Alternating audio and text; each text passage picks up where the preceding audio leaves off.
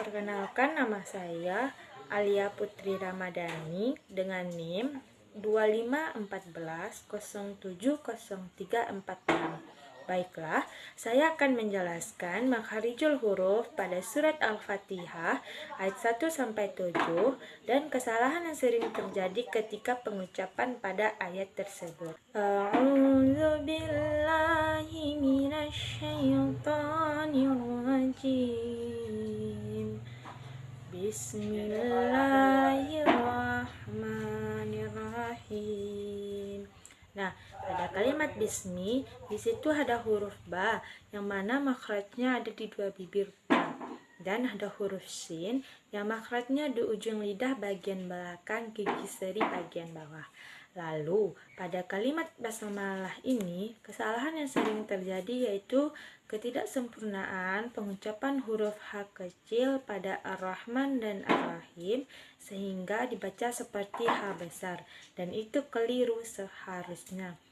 Bismillahirrahmanirrahim. Alhamdulillahi rabbil alamin.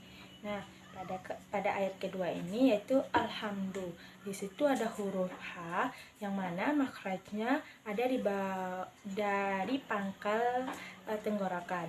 Kemudian ada huruf dal yang makhrajnya di ujung lidah bertemu dengan pangkal seri bagian atas.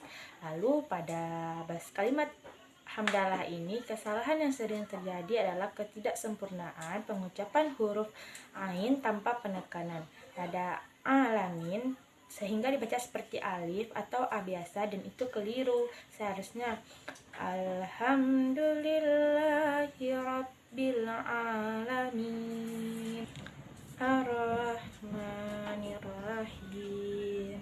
Nah, pada ayat ketiga ini sama seperti ayat ke-1.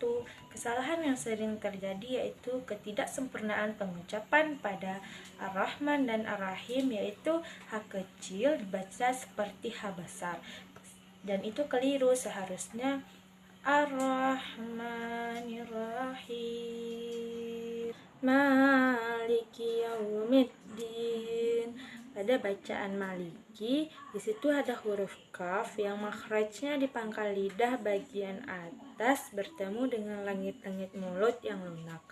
Kemudian ada huruf ma yang memanjangkan ma terlalu pendek atau sebaliknya. Pada ayat keempat ini, kesalahan yang sering terjadi adalah ketika pengucapan pada kalimat yaumiddin, di mana pengucapan ya yang tidak sempurna seringkali menjadi yaum biasa tanpa penekanan huruf waw yang benar, dan itu keliru. Seharusnya maliki yaumiddin iyyaka na'budu wa iyyaka nasta'in. Nah, pada kalimat na'budu di mana terdapat huruf ain yang makhrajnya di tengah tenggorokan.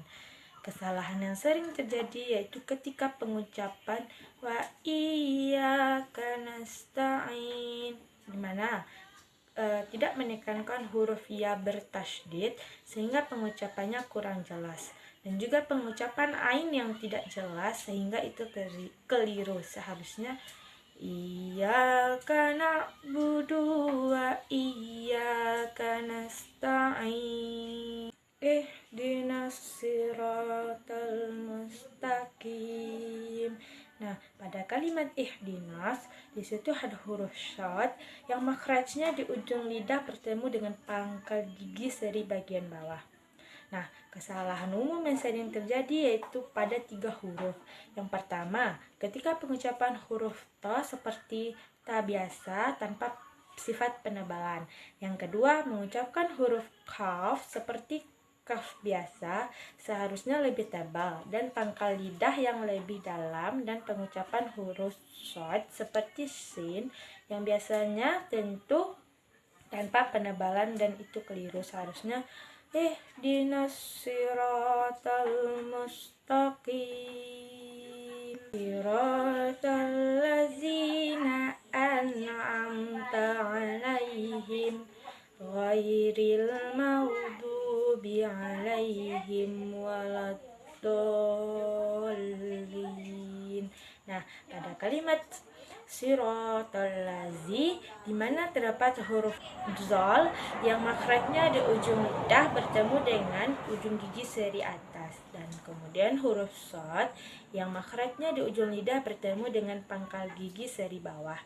Kesalahan umum yang sering terjadi yaitu ketika pengucapan an'amta alaihim, di mana pada kalimat an'amta alaihim sering dibaca ain seperti alif tanpa penjelasan huruf ain.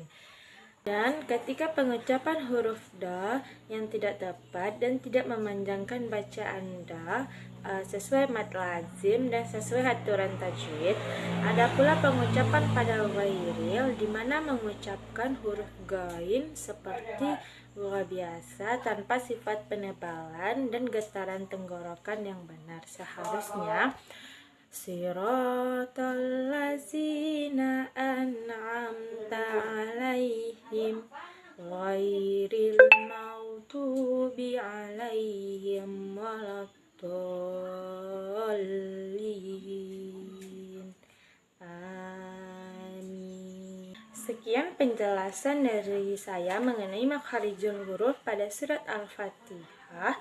Saya akhiri dengan wabillahi taufiq wal hidayah. Wassalamualaikum warahmatullahi wabarakatuh.